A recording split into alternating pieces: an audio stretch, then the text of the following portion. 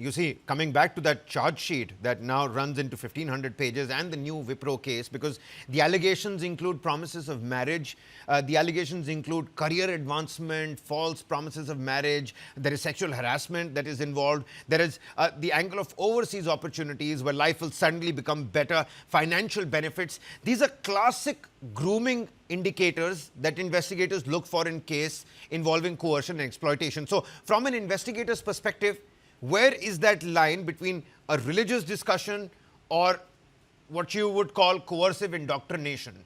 What's your assessment of the charge sheet here? It all depends on the statement given by the lady concerned. Once you verify those charges, you come to know that sixth sense is always there with the police people. They come to know that a racket is going on, and they detected it in this case, and action has been taken. Maharashtra has BJP government, and I don't think such incidents can be suppressed. Action will be taken if there is truth in the allegations, and there must be truth. Otherwise, how come unnecessarily this lady will come forward and lodge a Yeah, yeah. complaint? So I don't think she wants publicity on account of this. So police should do a very quick job and find out BJP and Jan, you pointed out that it's the BJP government. This has happened in Maharashtra, and the TCS case, it shook the entire nation.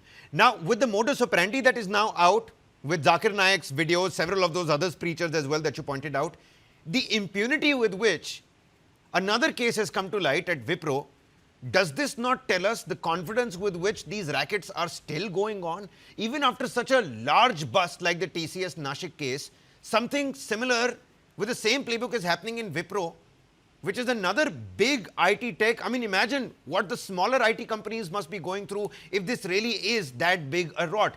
Would you like to throw some light on the possibility that this goes beyond what we really understand at the moment? there can be no limits to it. I have studied this very closely at various institutions.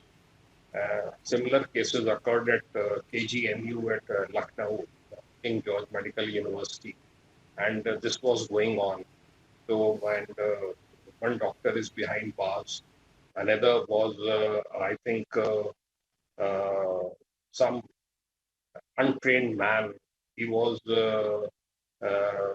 organizing health camps and asking girls to students, second year, third year, students of MBBS. It's a very prestigious university, KGMC, and asking them to join these health camps on the pretext that he will see to it that they get placed in some very good companies.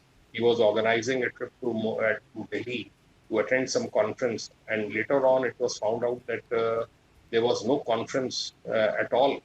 So all these activities are going on all over the country. Yeah. In UPIC, these activities are going on, and after this new Anti-Conversion Act, there has been some check, but still people they Yeah, don't you're absolutely right.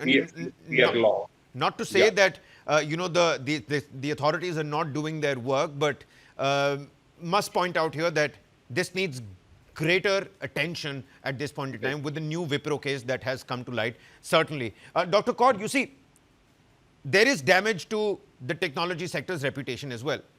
How much is that damage essentially? Because there are allegations against India's technology sector. It relies heavily on trust, on professionalism, and a reputation for being a merit-driven rather than an identity-driven. But this has happened. There was a Lenskart story that came to light as well. I was speaking to you about it as well. The TCS Nashik case, you were again with us on the broadcast. And now a Wipro case that has come to light.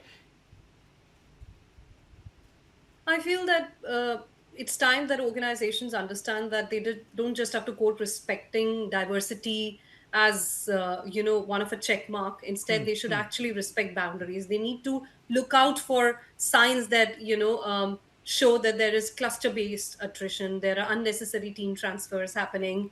There are proper exec interviews that are happening, skip levels, and the ethic reports needs to be normalized and regularized. Um, people focus more on sexual harassment, but I think now HRs need to practice more on religious harassment as well, ideological coercion as well, Yep. identity based discrimination as well, and immediately red flag it and take the most serious actions against it rather than sitting on it and waiting for the management to take a call. Yep. Or getting covered by the managerial feedback that, oh, this is not what the other person thought, or this is a poor performer.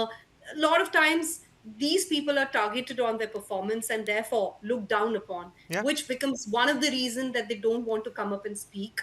They feel Absolutely. that they're anyway going to lose the job. They might as well save it by staying quiet. So that fear needs to be taken away, and I think HR holds complete responsibility of ensuring You're that absolutely culture. right, Dr. Kaur. I think DGP Jain also said it right in the beginning that the HR needs to be held accountable here over in this particular case as well. So there's more that the HR needs to do, and clearly more that the authorities also need to do to look at it, with a more significant lens. India's corporate offices becoming vulnerable to forms of influence and coercion that HR systems, it seems, were never designed to handle, which is why everybody needs to up their game here.